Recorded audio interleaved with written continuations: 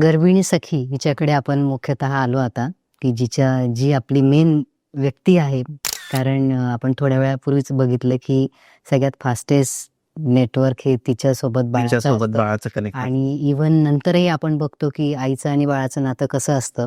आईला उचकी लागली की बाळाला हे होतं, आईला त्रास होतो बाळाला काही झालं की. तर यामध्ये आईच्या माध्यमातून खूप काही गोष्टी घडत असतात. त्यामुळे सगळ्यात पहिले आईने स्वतःची काळजी घेणं हे खूप गरजेचं आहे.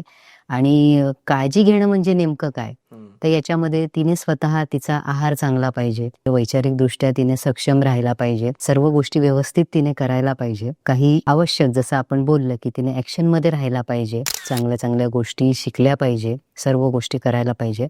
आणि कुठलाही बाऊ न करता, कारण प्रेग्नन्सी ही एन्जॉयबल अवस्था आहे, मान्य आहे त्रास होतो या काळामध्ये, पण ही खूप कमी वेळा येणारी अवस्था आहे. आपण मोजून आता तर एकदा किंवा दोनदाच या गोष्टी होतात. त्या आईला स्वतःसाठी स्टँड घ्यायचा आहे, तिच्या बाळासाठी स्टँड घ्यायचा आहे.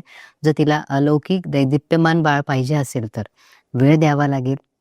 विशेषतः या सगळ्या गोष्टी पटवून द्याव्या लागतील. आणि किती गरज आहे, कारण आज आपण हे क्रिएशन करतोय, ते क्रिएशन खूप आनंदाने व्हायला पाहिजे. आणि सर्व गोष्टी कालाच्या ओघामध्ये वेळ खूप कमी असतो, 9 महिन्याचा वेळ, त्याच्यातल्या सगळ्या गोष्टी, पण शिस्तीत स्वतःला ठेवावं लागेल, टाइम मॅनेजमेंट करावं लागेल, सगळ्या गोष्टी कराव्या लागतील, तेव्हा हे सगळं शक्य आहे. नाही तर काय लावले 2 मंत्र ऐकले असं होऊन नुसतं मंत्र नाही. ऐकून. पूर्ण व्हिडिओ बघण्यासाठी YouTube वर जाऊन बँटर विथ चेतन सर्च करा.